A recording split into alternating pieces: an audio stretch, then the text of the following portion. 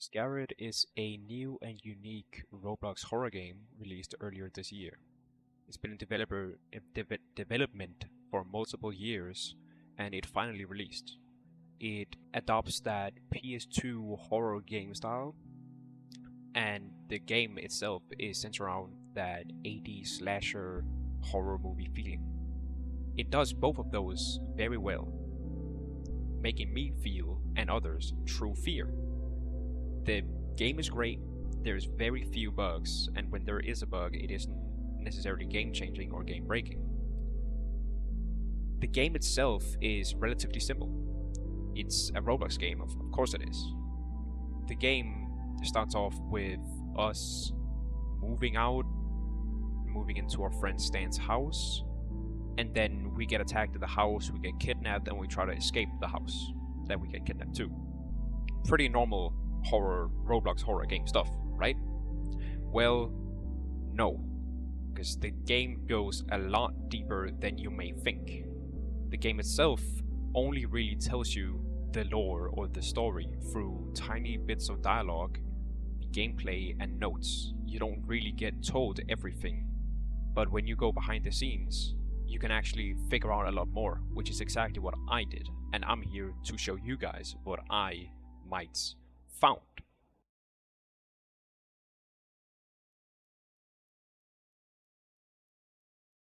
Surprisingly, this whole theory started off with me playing the game with my friend, one of my best friends even. And after that, after playing the game, I was very deeply interested in the lore and the story. Because again, the story itself isn't really revealed to us through anything other than small bits of dialogue and other small scenes. In my very, very, very intense and long research, I found out that Iscariot, the name of the game, was Judas's last name, which now has become a word for traitor, or someone who betrays a friend or loved one. And that a axe means or represents divine judgment in the Bible. Why is this important? Well, because a developer actually confirmed that for me, that a axe really does mean divine judgment both in the Bible and in the game. Why is that important? Well, I'll go into that later in the story. So now we know for a fact that the axe that Beggar uses to kill us means divine judgment, which in return also means that we are being judged in a divine way. Or something like that. I'm not a divine judger, I'm just might.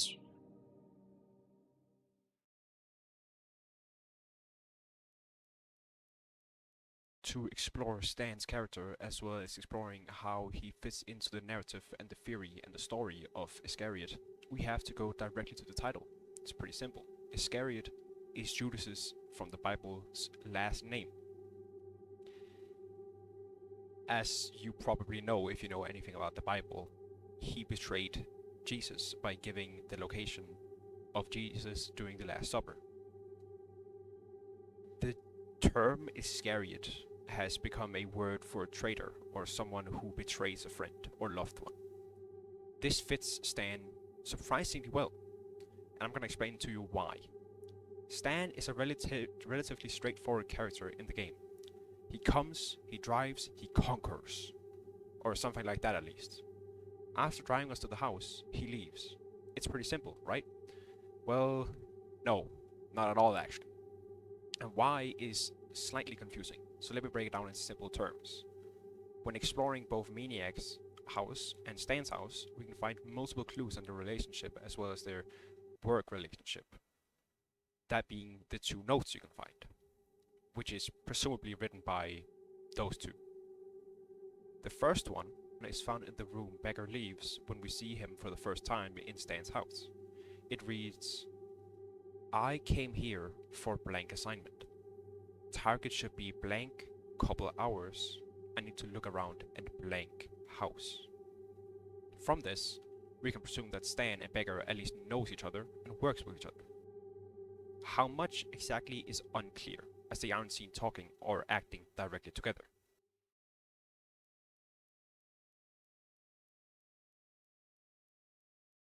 Next up is the protagonist, the player, us. You get the idea. So, this is even more confusing than Stan, and I'm so sorry, but it really is. The reason is that the protagonist isn't exactly the most talkative person, and because Chapter 2 isn't out at this time of recording. Everything we know for a fact about the protagonists, without diving deeper into their character and the game, is that they have seen a murder, that's my bird, that they have lived in the motel for a couple of years, that they are friends with Stan. That's actually it. And that's not a lot. So in order to find out what's really happening and who the protagonist really is, I've chosen to explore the protagonist deeper. First, we have to conclude who the protagonist really is. There's two characters that you can choose from. They're models, or technically three. It's very weird, but they're not exactly included in the skins. But those two that you can choose from are called Noah and Lisa. Lisa is described as the typical teenager. She recently turned 20 and that she has her whole life ahead of her. Then there's Noah, who's a typical guy who reads and is good at math. Now, why exactly am I saying this? Why is this important? Because there's only one protagonist. There's actually, in the story, only one of them actually present in the world, in the Iscariot world. To find out why, we have to take a look at the motel room that we live in. That being room 205. In room 205, there's only one bed that is unmade, meaning that only one bed has been slept in, or that one of the characters are just really tidy, but there is literally no reason to believe this, as there's trash all over the place in the room. That hints towards the fact that there's only one person sleeping inside the room, but not only that, but the protagonist also tells Stan that they're happy that they're not going to be carrying boxes alone, which wouldn't make sense if there was two people moving in. Stan also calls the protagonist bro, not bros or brothers or anything like that, which one would make sense if he was talking to a man, as the term bro or the word bro wasn't as used in the 1980s as it is today in 2024. So we can likely conclude that Noah, the typical guy, is the protagonist, which also would make sense when we look at the timelines of the story. Lisa living in a motel for a couple of years wouldn't really make sense, as she's recently turned 20. We know that they have lived in multiple years, as in not one, but two or more, which likely means that she would have been living in this motel at 17 years old. Not only that, but Stan also looks older than 20, like a couple decades older. He's bald as fuck. His forehead shines, all that. Enough about Stan's fat forehead. There is also only one bed in the room that we sleep in Stan's house. So, since Noah is friends with Stan, we can also conclude that Noah likely is the one being betrayed by Stan, who's Judas, making Noah Jesus in this story.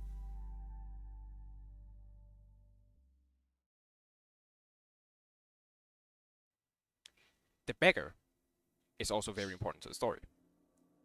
Why? Well, to that we actually cannot just rely purely on the game. We have to go out of the game immediately. Why? Well, because in the Bible, there's only one character that would make sense for beggar, and that's Lazarus. Lazarus is called Lazarus the beggar, at least I'm pretty sure that he is. Lazarus has also, like Iscariot, become a word for God helped.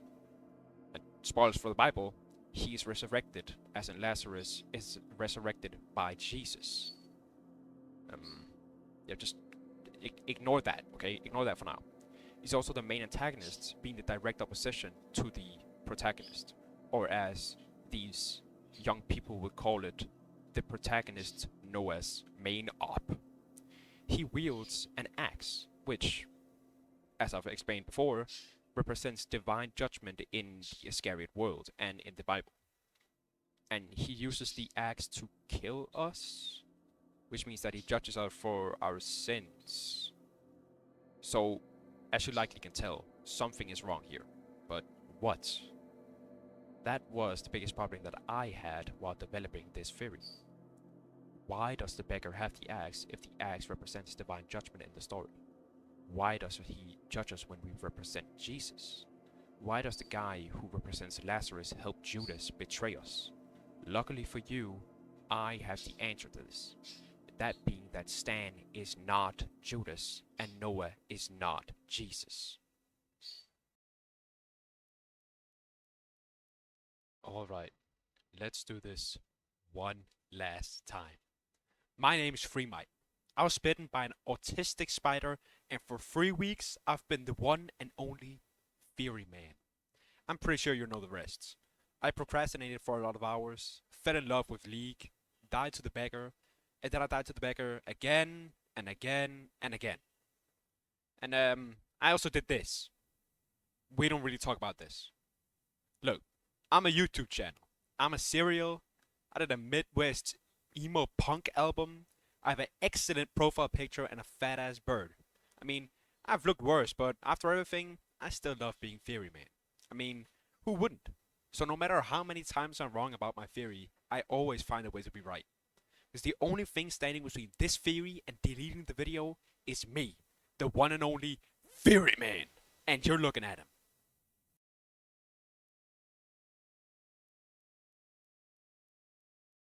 Let's go back a little. Who is the beggar really?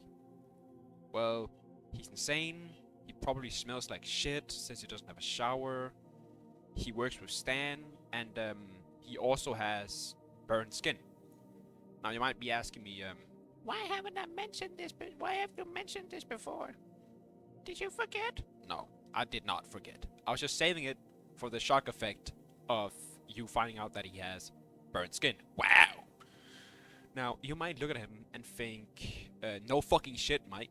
Have you seen the man? He has bandages with blood on them, on his hands. And to that, I say, I don't fucking care, okay? I don't care. It isn't important to me. Shut up.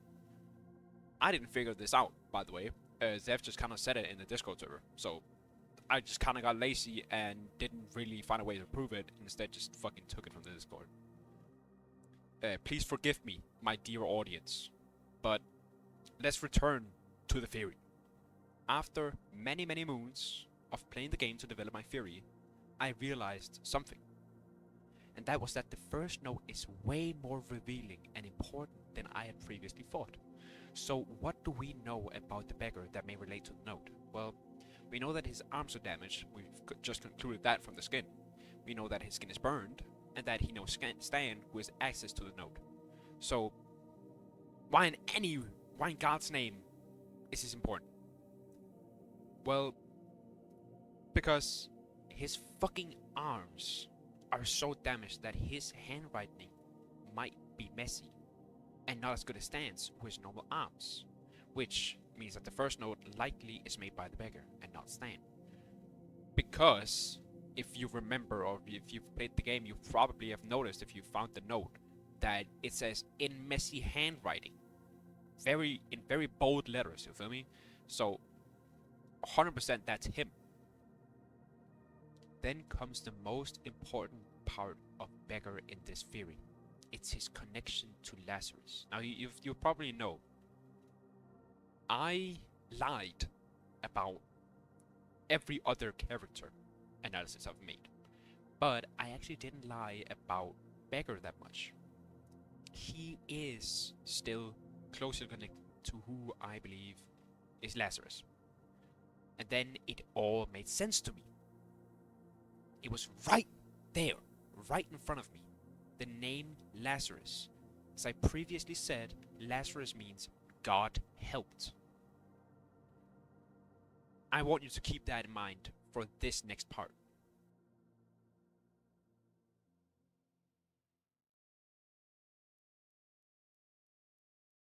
Stan might just be the most important, but also the most confusing and complex part of this game.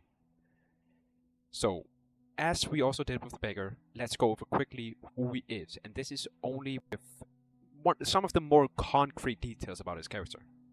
We know that he is our proclaimed friend, which I don't fucking believe.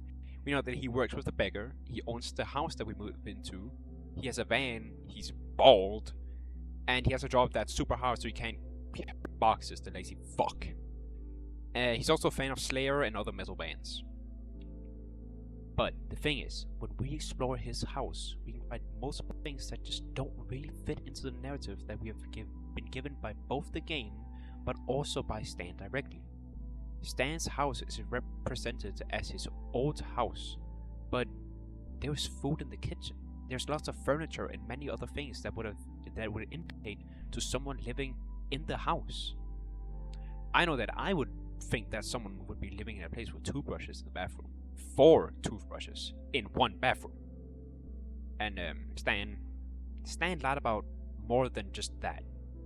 Not only did he lie about it being his old house, he also lied about us being safe there, and he lied about being tired from the job. He lied about everything.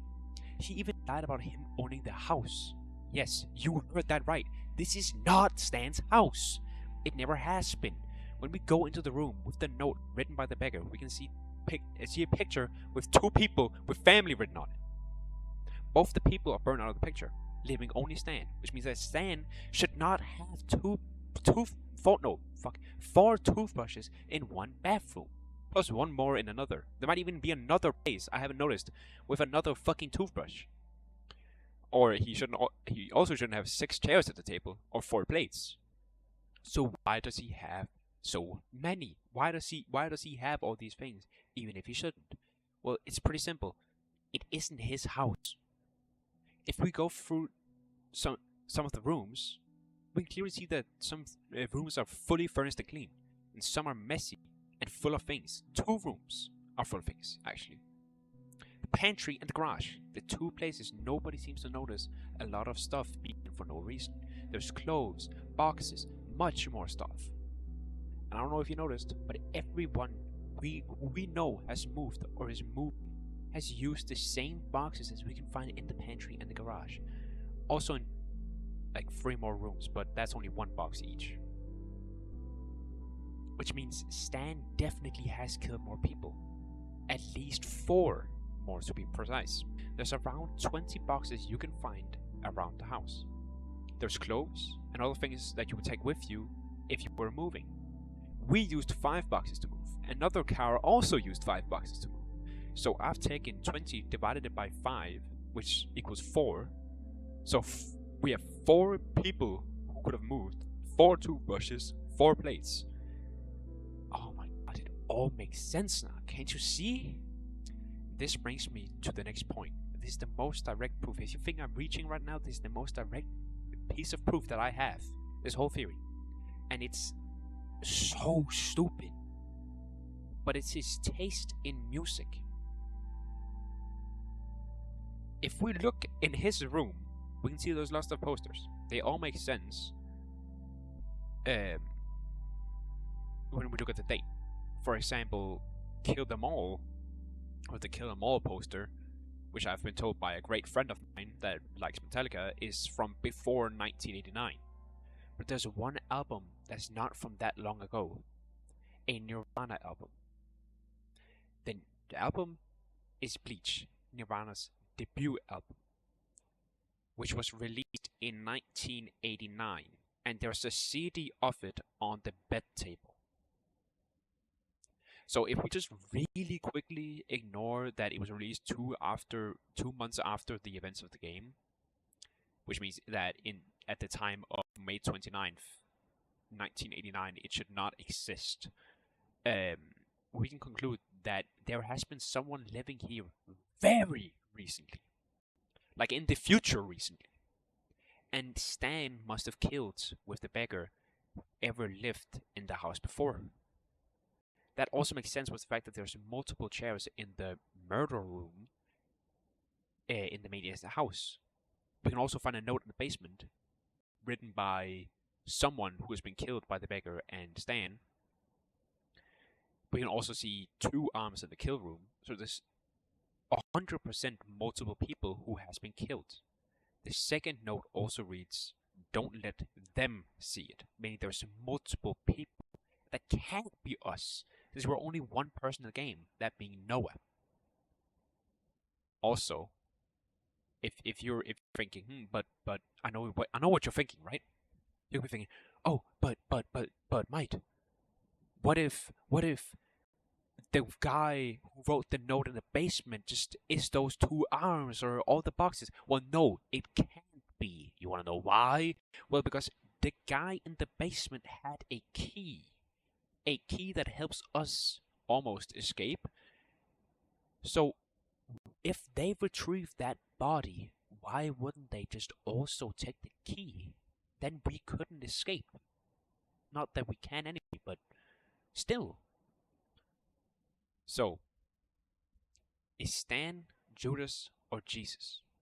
At first, as you know, I believe that Stan must have been Judas. I didn't lie about that. I actually did think that, since he betrays us like Judas did to Jesus. So that would have made sense.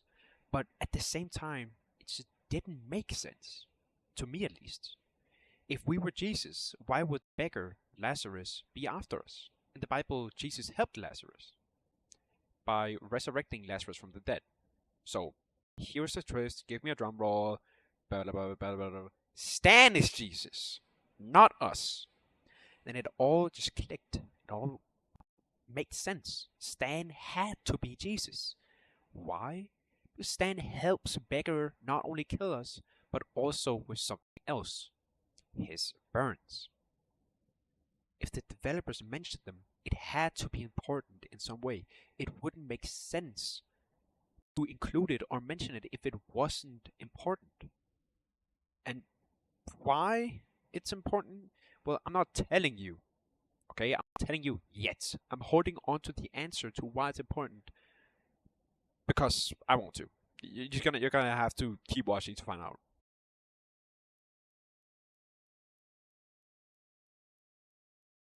So now that we've talked about everything from me lying to me being Theory Man to the beggar and Stan, we finally come at the part where we can talk about ourselves. And if you didn't know, many people only care about themselves. And so you probably do as well. People will do anything to survive. Just like I will do anything for my bird to be quiet while I record, but he doesn't want to do that.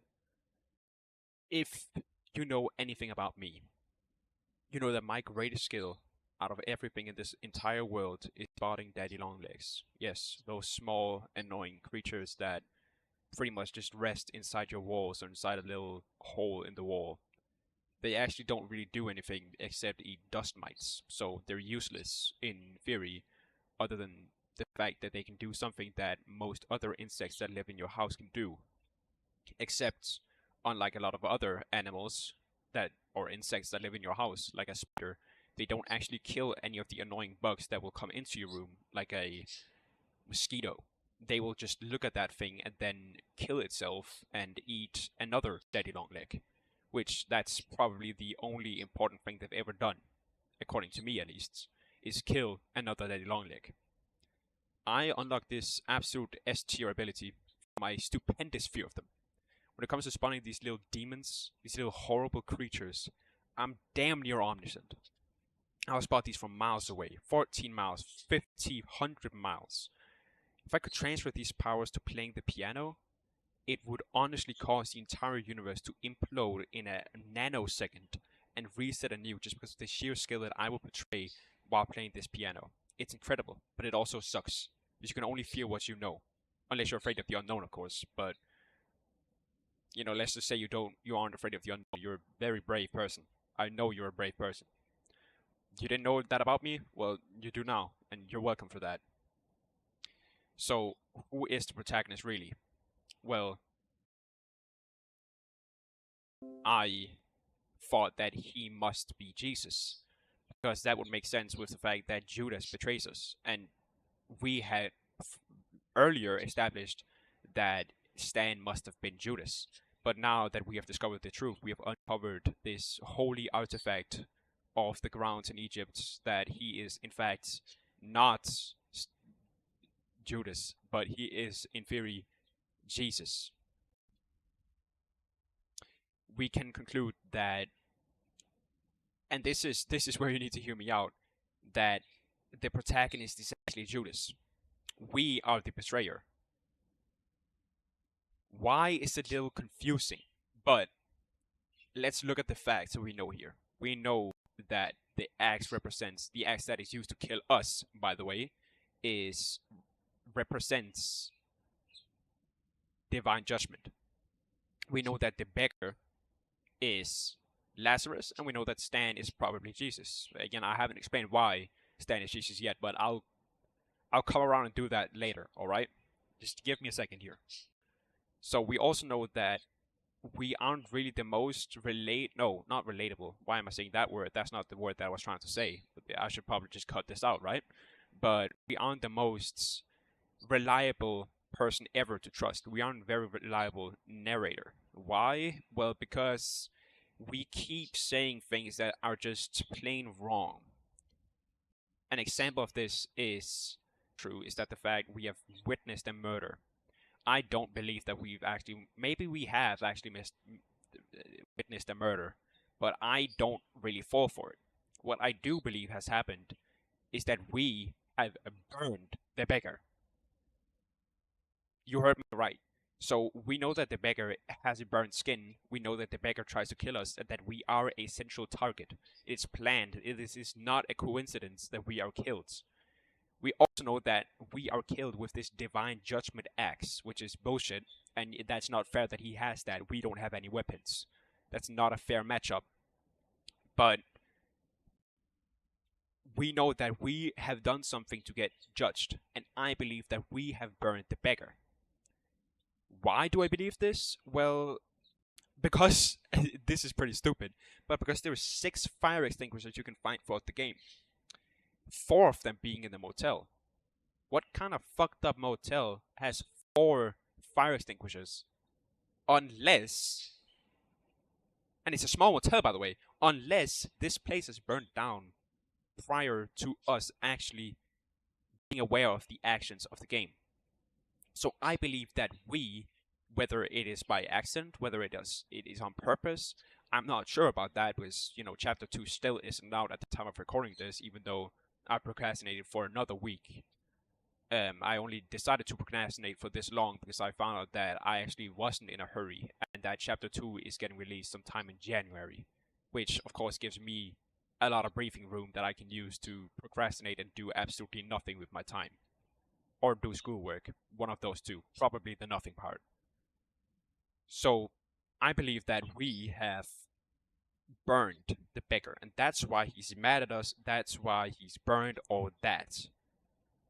And that, I don't really have more reasoning than that we are getting judged, and that we must be Judas. So this, again, I hate to keep saying this, but this brings us to the next part, where we discover the actual relation between these people. We actually don't know this, but I think this. I think that we have somehow burned the beggar. I believe that Stan is Jesus, we are Judas, and beggar is Lazarus. And then here's the big reveal. I believe that the beggar and us are actually both kinda dead, but not fully dead. Because see, in the Bible, Lazarus is revived. He's resurrected, brought back to life by the one and only Jesus, son of Nazareth. Right? Or Nazareth, I'm fucked up. Excuse me. But we know this. This is a fact in the Bible. And we know that this game is very, very closely connected to the Bible. Why? Well, because the fucking developers confirmed this for me, so shut up. Stan revived the beggar, or helped him, brought him back to life. Maybe he just gave him CPR, kissed him, as all over him. But maybe it's just that. But he must have done something to help Lazarus. Jesus did something to help Lazarus. So it would only make sense if Stan also did something. And that might just be him helping the beggar kill us, get us in this room.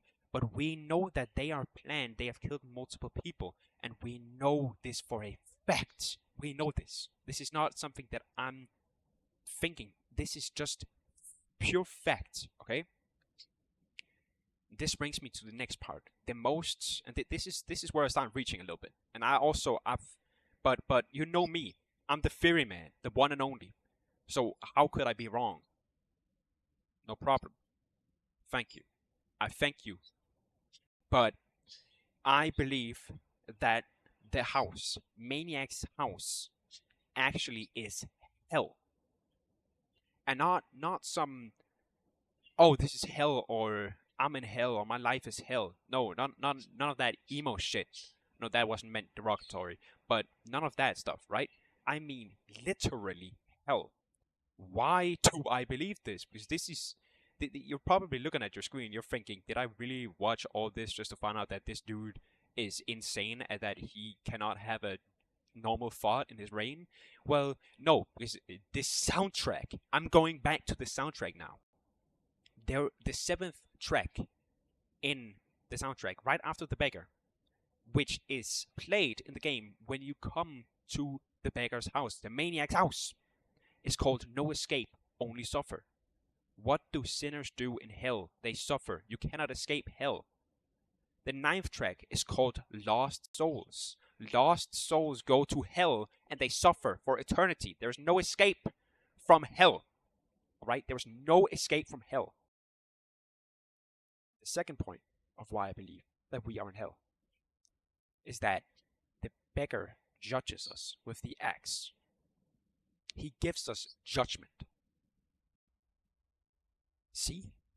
This would also make sense with the fact that he's burned. Because hell is a fiery pit and it's really hot, you know? Kind of like Jinx from Arcane. Just ignore that. But it's hot. He's burned. He judges us. No escape, only suffer, and lost souls, along with the fact that it says clean slates. I don't believe that we actually made it out of Stan's house. We know that we get really dizzy, and then he comes and maybe kills us, maybe he doesn't kill us, and then boom, we're transported to this maniac house. Now there's two options here. Either the maniac house just represents hell, or it is literally hell. That will chapter 2 probably reveal. But if we are physically transported there, what is happening is that Stan was supposed to kill the person that is transported to the basement if you're playing more than 2 people, and if and the beggar was supposed to kill the person in the attic if you're again playing with 2 people. I haven't played alone, so I'm not sure if you only get to the basement of the attic or if it's randomized or something. I'm really not sure about that. And then we escape. But no, we don't really, because we cannot escape. Kinda like hell. See where I'm getting at? So, we are in hell. I hate repeating myself this because it's because I couldn't be bothered to write a script and I'm really nervous. I don't really know what to say. We are in hell. Stan is Jesus. Lazarus is the beggar. And we are Judas, because we betrayed Lazarus. This all makes sense with the story. This all makes sense with the plot. Everything, according to this, makes sense. If I'm right, which I might not be right, and I apologize if I'm wrong, I will when chapter 2 comes out, I will make another video. Don't even worry about that. Ferryman will return. So here is the one last thing, the thing that goes against this theory. Now, I'm a very honest man. I can accept. I can face defeats and me being wrong right in the face, and I can spit in its mouth. They did also kill a family. The family that lived in Stan's house. Why did they do that if we are the target? If we are the ones that have done something wrong? If we betrayed Lazarus and we are getting this divine judgment? Why did they kill the family? Is this some kind of holy raid where Lazarus and Stan sees anyone killed in the aftermath or the fucking before, whatever that's called, is just collateral damage and that is accepted? Well, I'm not sure actually. I don't really have a answer to this. It's also unclear for me. But what might have happened is that we still know that the beggar is insane. And all this is not, we aren't literally Judas. Of course we aren't. We are in the, we're 1989, not fucking 0000. We're in like we're 989 years ahead. No, 1989 years ahead of Jesus. We cannot physically be, like, they would have to have been reborn quite a lot of times for that to happen. And when I say quite a lot of times, I mean around two, like 400 times. Which, if I remember correct, there's only 2 people who resurrected, and they only resurrected 1 time each, and that's Lazarus and Jesus. Jesus didn't even resurrect. He just left that fucking cave and he went up to heaven. Lazarus got revived, but he only got revived once, and then he died a normal man. So that would not make sense for us to have been reborn 400 times just to be judged by the beggar. So what I believe is that the maniac still is insane. You know, when you look at the name, it does kind of make sense that he would be insane, since his name is the Maniac. It's not a normal name. Who's named the Maniac? Do you know anyone named the Maniac? I surely don't. Boom! But I believe that he is so insane and angry, infuriated, just from this tragedy that happened where he got burned because of us, that he sees anyone going against this holy raid, this vengeance, divine vengeance, as sinners. He is also called a madman by one of the victims that we can find a note written by. It would make sense for him to still be, at the very core, unwell or insane. It's been a couple of weeks since I last recorded anything. I've just been editing, to be honest. And I've come to say that I'm not happy with the ending of the video, so I'm gonna sum it up a little more, and I'm gonna talk about some points that I feel like I should have mentioned. Or in general, just the ending, because I wasn't happy with normally. Now I know that you're gonna be watching this and you're gonna see me talking like this. But if I hadn't done this, the ending would literally just be that I say that he would be unwell or insane, which is, that's a pretty open ending to something that I want to be just slightly more just finished, a finished product that you don't really have to continue this theory to actually understand or reach a conclusion in your head that makes sense or you are happy with. I know you YouTube people are insatiable for content or for reasons for this video or theory to be correct. I know that. Don't worry, and I'm delivering here, right? So, as for my conclusion, the final product, my ending, the happy ending that I get every birthday by my wife, that we start off by moving out, which is an event that really does happen. We move out after witnessing this murder, which again, you've heard me, I don't believe that's a murder. Stan helps us move out along with Mildred, who leaves us a note, which you know that these two are connected by the fact that they use the same phrasing as chores that you have to finish. Then we drive to Stan's house, which also is real. It isn't Stan's house, but it is real. Where we go to sleep, wake up, we get attacked by the beggar, we run out, we get dizzy, and then he kills us. Then we are brought to hell where we are judged divinely. We try to escape just to find out that we actually cannot escape. That's what I believe is happening in this game. But of course, this will either be completely debunked and I'll have to kill myself, or I can jerk off to the sense of victory that I was right, which I'll be very happy about. But I'll make another video when chapter 2 comes out, and we'll look at my points, see if I was right or wrong. If I'm wrong, so be it. I'll just make a new video. See ya.